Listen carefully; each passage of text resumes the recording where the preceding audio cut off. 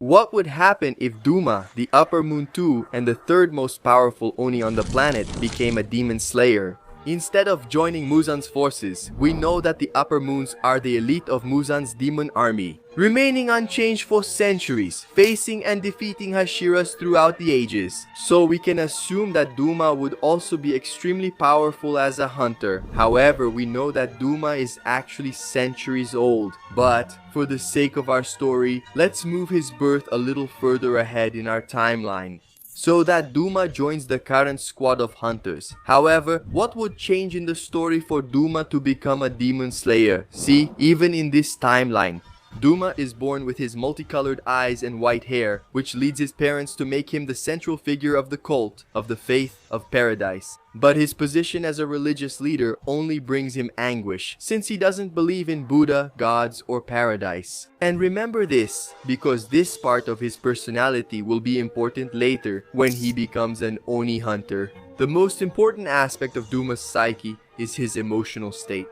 Even when his mother committed a brutal murder followed by suicide, leaving him an orphan, Douma could only think about how disgusting that bloody scene was. Without his parents, Douma is forced to continue being the leader of the Paradise Faith, although he feels pity for his followers. There is no remorse in his soul. But Douma's entire view of the supernatural world is about to change as his cult grows in popularity. Douma began to hear increasingly frequent stories about villages devastated by creatures of darkness, reports of families decimated and lives cut short. For the first time, something inside him reacted. It wasn't pity, nor faith, it was the feeling that his existence could have a real purpose. It was during this awakening that Douma made a bold decision, not just to observe the suffering of the world, but to face it head on. Using the influence of his cult, he sought out those who truly understood humanity's hidden enemies. Through the faith of paradise, he managed to get in touch with the water Hashira, Urokodaki, who was trained under Urokodaki. Douma learns water breathing, and thanks to the former water Hashira, Douma takes his first step as a demon slayer. However, based on his cold heart and the cryokinetic abilities he possessed as a demon, Douma would develop his own breathing style called ice breathing. And due to his incredibly high intelligence, Douma becomes a prodigy in swordsmanship and passes the final selection with ease. After a few years in the Demon Slayer Corps, he manages to kill one of the lower moons and earns his place as a Hashira of the... But although they are undeniably on the same side, Douma doesn't get along very well with the most powerful of all the warriors, the stone Hashira, Gyomei. There are a few reasons for this, but the most obvious one is Douma's atheism, which directly clashes with Gyomei's spirituality. As a Buddhist monk, the irreverence and cold demeanor of the Ice Hashira are among the few things that can really upset Gyomei.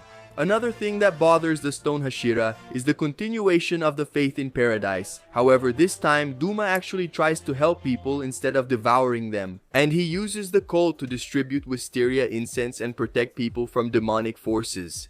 With Douma becoming a demon slayer, many changes in the timeline happen. After all, Douma is no longer a demon. The first major change is the position of Upper Moon 2, which would eventually go to Akaza, since he would defeat everyone except Kokushibo. But Akaza isn't the only Upper Moon affected by the change in our timeline. Think about how Gyutaro and Daki became demons. Douma was walking through the entertainment district looking for young women to devour when he found the dying siblings. At the time, Douma was Upper Moon 6 and gave his blood to Gyutaro and Daki, challenging them to become strong enough to rival the 12 Kizuki in our new timeline. However, the entertainment district lets the two siblings die and their bodies end up being removed the next morning. So, who will fill the spots? Among the Upper Moons, it's very likely that Nakimi will be appointed as an Upper Moon. 5, with Hantengu and Gyoko taking the positions of Upper Moons 3 and 4. Although it would be interesting if Enmu took the number 6 spot among the Upper Moons. It's more likely that this seat will remain vacant until Kokushibo turns Kaigaku into a demon. Another big change happens within the Demon Slayer Corps, where in the original story, the flower Hashira, Kanai faces Douma until sunrise and ends up dying from her injuries. Since Douma is not a demon, this means that, in this timeline, Kanai survives and continues to be one of the greatest assets of the Demon Slayer Corps. Although Shinobu was already the insect Hashira at the time, Kanai's death pushed her to surpass her limits. Therefore, Shinobu might end up being a little weaker in this timeline.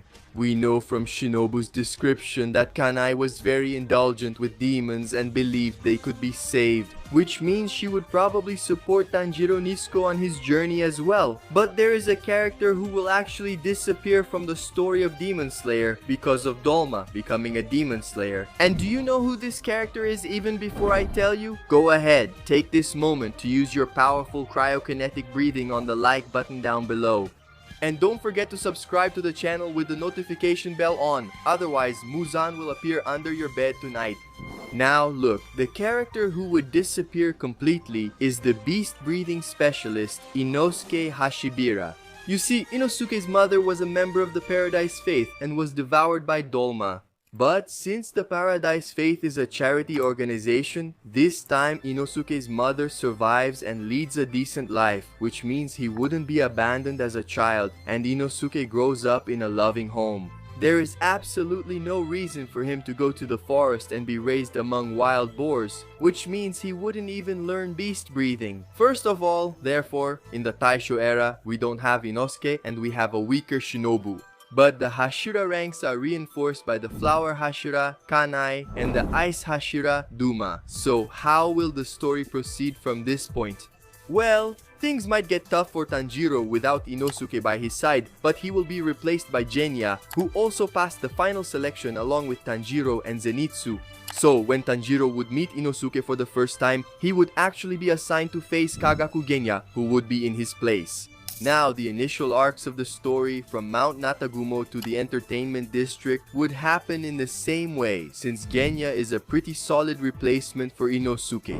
And there's also no real reason for Douma to get involved in these incidents. The same goes for the Swordsmith Village, because there's no reason for Douma to be there. The first significant change comes during the Hashira Training Arc, with Kanai still alive. Now, there are 9 active Hashira, even after Kyojiro's death and Tengen's retirement. So when Tanjiro and the others set out for Hashira training, Douma focuses on resistance to low temperatures and psychological fortitude, forcing the young demon slayers to perform sword exercises in freezing conditions while controlling their breathing techniques. His training is brutal, without being cruel. And his apathetic nature allows him to assess when the students are reaching their physical limits without letting himself be emotionally affected by their pain.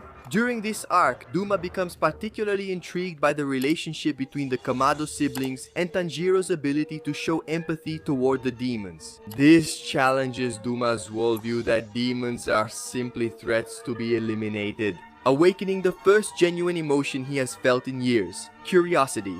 In addition to Douma's training, the Oni hunters also receive further training from a Hashira Kanai Kochu who teaches them a new perception in combat.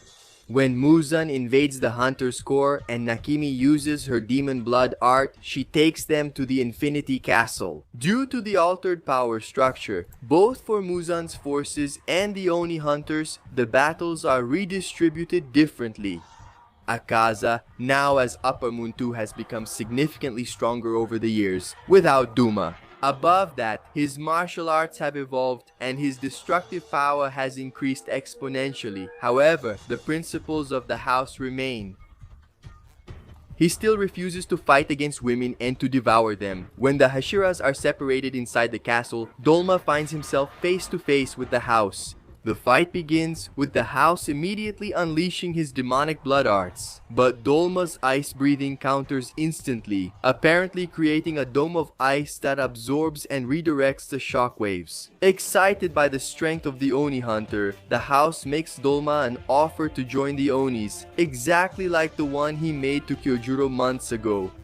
But Dolma responds in his characteristic emotionless tone and mocks the house. This enrages the Oni. The house charges at Douma once again, just like in the original timeline when they were both Onis. The house was never able to hurt Douma, but this time Dolma's humanity makes him falter. And the pain from his wounds becomes too great for even his cold demeanor to hide. However, this pain brings clarity to Douma's mind, allowing him to move from emotionless to accepting the altruistic state. Suddenly, the house realizes that it's harder to predict Douma's movements. He can no longer sense the killing intent that used to reveal the attacks of the Ice Hashira. As he regains his rhythm, Douma grips his sword firmly, making the Nichiren blade shine a deep red. At that moment, the house's compass falters as repressed memories about the reason for wanting to become strong emerge, and in that instant, Douma attacks, decapitating the house with precision. Remembering his past, the house is freed and disintegrates. The other battles take place significantly more easily, thanks to the presence of Kanai, Kochu, and with Tanjiro and Giyu being free to fight against the house, allowing them to face Kokushibo alongside the other Hashiras and Nakimi. In the final battle against Yomuzan, Douma throws himself at the King of Demons without any thought of self-preservation. His relentless attacks prove crucial in slowing down Muzan's regeneration, buying precious time for the other Hashiras to land decisive blows. With the rise of the sun, Muzan transforms into a grotesque creature of flesh, trying to protect himself and escape the sunlight. In the original storyline, it is Tanjiro who holds him back. However, it is at this moment that the King of Anis poisons him with his blood and transforms him into an Oni, but not just any Oni, the perfect Oni, capable of withstanding sunlight, but this time with Douma present. Without a thought of self-preservation, he would be the one to hold Muzan back, and as revenge against the Ice Hashira, he would simply poison him with his blood, slowly killing him along with himself. Right when the dust settles and Muzan is defeated, Douma is too badly wounded to survive, and in his final moments he makes peace with Gyomei. In the end, humanity achieves a great victory against the King of Demons. Tell me, what did you think of Douma's journey as a demon slayer? Don't forget to like this video and subscribe to the channel. I picked out this video here for you to watch. I guarantee you won't regret it. I'll see you there, otaku.